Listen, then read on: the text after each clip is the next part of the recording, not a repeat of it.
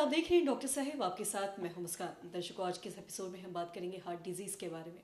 हम ये जानेंगे कि हार्ट डिजीज़ के क्या कुछ लक्षण हैं, जिन लक्षणों से आप ये समझ सकते हैं कि कहीं ना कहीं आप इन बीमारी से ग्रसित हो चुके हैं।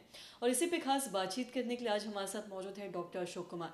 आपको बता दें कि बिहार के जाने माने कार्डियोलॉजिस्ट हैं और साथ ही साथ ये कार्डियोलॉजिस्ट के डायरेक्टर हैं आरोग्यम हॉस्पिटल में। सर नमस्कार, बहुत बहुत स्वागत है आपका। जी नमस्कार। स्वागत है आपका भी मुस्कान जी। आप जी, इस समय आपसे जानना चाहूँगी, अगर हार्ट डिजीज़ के बारे में अगर हम जानें तो इसके जो शुरुआती लक्षण होते हैं, जो सिम्टम्स होते हैं, वो क्या कुछ होते हैं जिससे लोग समझ सके कि कहीं ना कहीं वो हार्ट डिजीज़ से ग्रसित हो चुके हैं।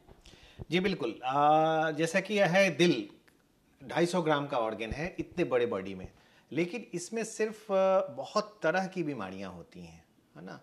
आगे हम लोग बात करेंगे कि क्या क्या बीमारियां होती हैं, लेकिन जो मुख्य लक्षण हैं हार्ट डिजीज होने के जो कॉमनली होते हैं उसके बारे में हम लोग बात करेंगे। क्योंकि अगर दुनिया में देखी जाए तो 1/3 मौतें सिर्फ और सिर्फ हार्ट की वजह से होती हैं। तो जो मुख्य लक्षण है, जब आपको वार्निंग साइन जिसको रेड फ्लैग साइन कहें जब हो तो डॉक्टर से मिलना चाहिए, उस पर ध्यान रखना है। जैसे कि अगर आपको अनड्यू फैटिग हो, कुछ भी नहीं हो रहा है लेकिन अचानक लग रहा है कि नहीं बहुत थके हुए हैं, आपकी इच्छा कम हो रही है, काम करने का इंथुजियाज्म खत्म हो रहा है, मिले।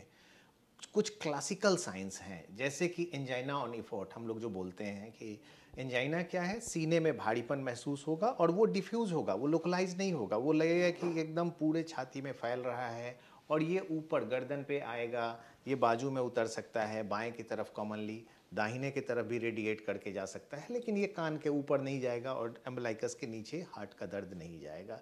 तो ये क्लासिकल लक्षण हैं एंजाइना जिसको बोलते हैं चेस्ट पेन। इसके अलावा है धड़कन की अनियमितता, आपको फील होने लगेगा कि मेरा धड़कन अनियमित हो रहा है, सांस का फूलना, चलने में आपका सांस फूलने लगे, डिस्निया ऑन एग्जर्शन जिसको बोलते हैं, पैरों में सूजन आना, रात में सोए सोए आदमी उठ के बैठ जाता है जिसको कि ऑर्थोपनिया वगैरह बोलते हैं। तो ये सारे लक्षण हैं आपके हार्ट की बीमारी के। इनमें से कुछ भी हो, जैसे आप चल रहे हैं सांस फूल रहा है, धड़कन ज़्यादा तेज हो रही है, अनड्यू फैटिग हो रहा है, चेस्ट पेन हो रहा है, सिंकपी हो रहा है, चलने पे चक्कर आ रहा है, गिर जा रहे हैं, ये सब हार्ट की बीमारियों के लक्षण हैं। तो इसको कभी इग्नोर ना करें, आप नज़दीकी डॉक्टर से मिलें और समुचित इलाज करें। जी, और साथ ही अगर हम हार्ट डिजीज़ के बारे में बात करें तो अक्सर पहले देखा जाता था कि हार्ट डिजीज़ एक उम्र के बाद होता था, लेकिन वहीं आज दूसरी तरफ हम देख रहे हैं कि छोटे बच्चों में भी कई तरह के हार्ट डिजीज़ हो रहे हैं। तो इसका आप कारण क्या समझते हैं? इसके लिए हम लोग खुद रिस्पॉन्सिबल हैं, क्योंकि एक देखिए, जो हम लोगों का इंडियन सब कॉन्टिनेंट है, तो हम लोग थोड़ा ज़्यादा ही प्रीडिस्पोज्ड हैं हार्ट की बीमारियों से होने से।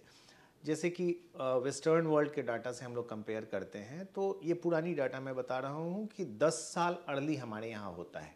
तो सपोज दैट कि पहले ये बीमारियाँ 60 साल से आगे के लोगों में वेस्टर्न वर्ल्ड में होती थी, तो हमारे यहाँ 50 में होता है।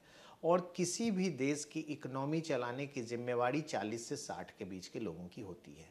तो सिर्फ ये बीमारी नहीं है, पूरा देश को तोड़ रहा है, तो जो आपका मेन वर्कफोर्स है उसको इन्वॉल्व कर रहा है। अब हम लोग बात करें कि ऐसा क्यों है।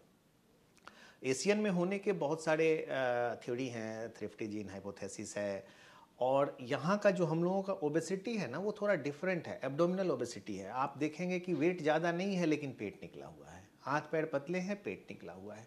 तो ये विसरल ओबेसिटी बहुत ही खराब है, जिसके चलते ये सब बीमारी ज़्यादा होती है। और आजकल अभी जो हम लोग इधर कुछ दिनों में, पिछले 10 सालों में जो हम लोगों ने अनुभव किया है, वो इवन अब ये एज घट के और पहले आ गया है। अब 30s में, 20s में, जो कि बहुत रेयर पहले देखा जाता था कि 20 साल के युवाओं में हार्ट अटैक हो।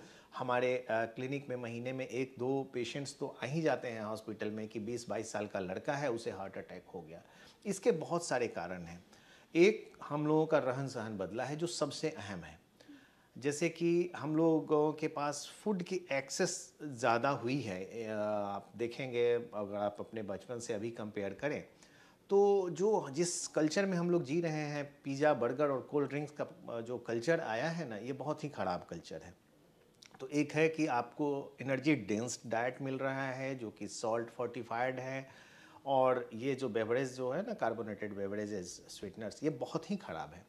दूसरी बात, इसके अलावा आप देखो कि लोगों को एक्सेस बढ़ गया है, तो शारीरिक श्रम कम हो गई है। पहले हर लोग फिजिकल वर्क ज़्यादा करते थे, अब कम करते हैं, और इसका नतीजा आप देखो बच्चों में ओबेसिटी बहुत कॉमन होते चला गया है। तो हमारा सेडेंट्री लाइफस्टाइल हो गया है, ओबेसिटी हो गया है, जिसके चलते डायबिटीज़ के इंसिडेंस बढ़े हैं, ब्लड प्रेशर के इंसिडेंस बढ़े हैं, शारीरिक श्रम कम हो गई है तो एक्सपेंडिचर कम हो रहा है एनर्जी का, और उस इन सबों के अलावा एक नया फैक्टर आया है पॉल्यूशन, एयर पॉल्यूशन।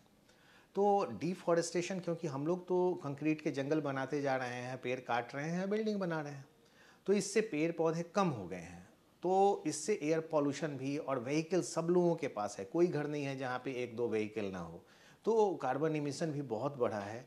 सिर्फ कार्बन इमिशन और ये एयर पॉल्यूशन 25% हार्ट अटैक के लिए रिस्पॉन्सिबल हुआ है नई डाटा के अनुसार। तो मल्टीफैक्टोरियल हैं, और जिसके चलते बीमारी बहुत तेज़ी से बढ़ रही है।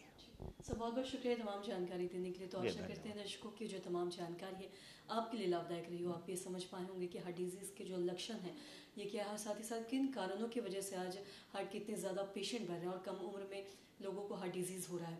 तो आशा करते हैं दर्शकों की जो तमाम जानकारी है आपके लिए लाभदायक रही हो। तो आज की इस वीडियो में इतना ही।